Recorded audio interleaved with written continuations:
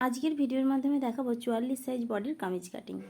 44 size বডির জন্য কতটুকু পুট, কতটুকু আর্মহোল, কতটুকু শেস্ত নেবেন বিস্তারিত জানাবো এই ভিডিওটির মাধ্যমে। চলুন ভিডিওটি শুরু করা যাক। তারপর কাপড়টি 4 ভাঁজে রেখে আমার দিকে জোড়া পাটটি রেখে বিছিয়ে নেব। 44 ইঞ্চি কামিজ জন্য পুট নেব 7 ইঞ্চি 2 সুত, আর্মহোল নেব 6 ইঞ্চি। তারপর নেব ছাতি যা থাকবে 4 ভাগের 1 ভাগ নিয়ে তার সাথে 1.5 ইঞ্চি বা 2 ইঞ্চি যোগ করে নেবেন। 44 ইঞ্চি ছাতির জন্য 11 ইঞ্চি আসে, 11-এর সঙ্গে 1.5 বা 2 যোগ করলে 12.5 কিংবা 13 আসবে। তারপর নেব কোমরের মাপ। কোমরের ঝুল নেব 19 ইঞ্চি, চওড়ায় যা থাকবে তার 4 ভাগের 1 ভাগের সাথে 1.5 ইঞ্চি যোগ।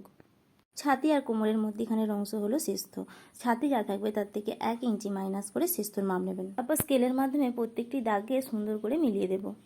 তারপর আর্মহোলে শেপ দিয়ে নেব। তারপর নেব সামনের গোলা। সামনে যেহেতু বোর্ডনিং নয় সাধারণ, তাই 3 ইঞ্চি দাগ দিয়ে 5 ইঞ্চি নামিয়ে দেব।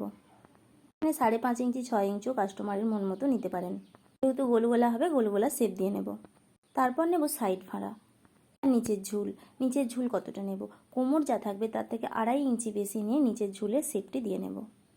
নিচের ঝুলটা একদম সমান আছে, কিন্তু এইভাবে সমান যদি রাখেন তাহলে 2 কোণ ঝুলে যাবে, তাই 1/2 ইঞ্চি শেপ দিয়ে নিলাম।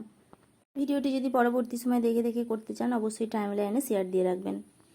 এই মেজারমেন্ট অনুযায়ী যদি 44 সাইজ বডির কামিজ কাটিং করেন কোনো রকম ভুল হবে না। ভিডিওটি আপনারাও দেখবেন, একটি শেয়ার করে নতুন বন্ধুদের দেখার সুযোগ করে দেবেন। আর ভিডিওটি যদি ভালো লাগে একটি লাইক করে আপনার মূল্যবান মতামতটি জানিয়ে যাবেন। মার্ক বরাবর কামিজটি কেটে নেবার পর সামনের গলার ঝুল বের করব। যদি সামনে পিছনে একই রকম হয় একসাথে কেটে নেব, নইলে দুটি পার্ট দুই রকমভাবে কাটতে হবে।